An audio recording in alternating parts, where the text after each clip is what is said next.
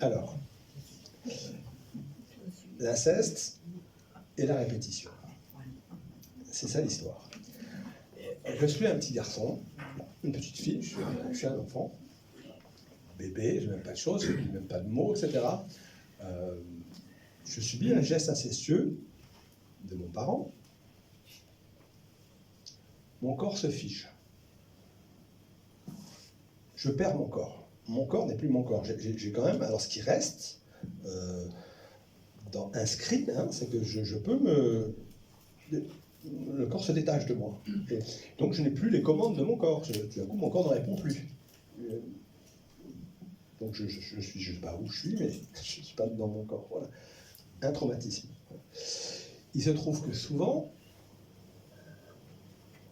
je vous en rajoute une petite couche, le parent est lui-même victime, c'est pour ça qu'il répète, et le parent est aussi dans quelque chose de récupérer quelque chose de son corps à lui. J'y reviendrai. Et l'histoire, c'est que le parent n'est pas un parent mauvais. La mère, le père, prenons la mère par exemple, toute cette chose qui nous échappe de l'inceste maternel. Quand la mère tout d'un coup fait un geste comme ça et voit son enfant qui se fige, elle se dit « Waouh, je suis en train de faire à mon enfant ce que je ressens moi, d'écrabouillement en moi, de choses comme ça. Oh là là, je suis une mère toxique. Donc qu'est-ce que je vais faire? Pour protéger mon enfant, je vais m'éloigner de mon enfant.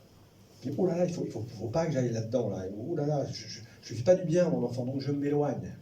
Et donc l'enfant, non seulement il a une dissociation de son corps ne porte pas, ne supporte pas l'amour de sa mère, et donc sa mère s'éloigne et l'abandonne.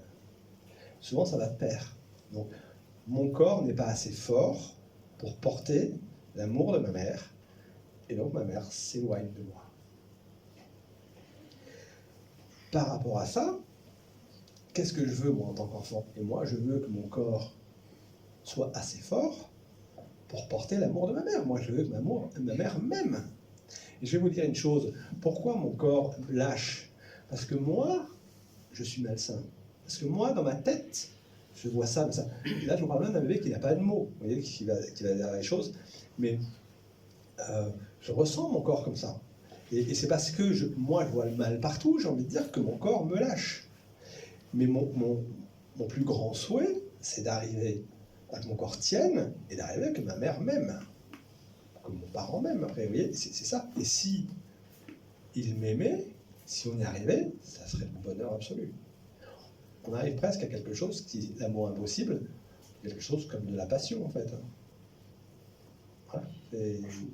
On peut se dire que la passion, parce que ça ne vient pas révéler quelque chose. Et donc, vous voyez, l'enfant, la seule chose qu'il veut, lui, c'est pouvoir montrer que son corps va tenir et qu'il peut supporter l'amour de son parent. Donc, il est demandeur. Plus ou moins. Qu'un jour, il va y arriver. Puisque son corps, des mécanismes de séduction. Oui, donc des mécanismes, consciemment ou inconsciemment. En même temps, il peut avoir très peur en même temps de ça. Hein, mais de répétition. De répéter pour montrer que son corps est aimable.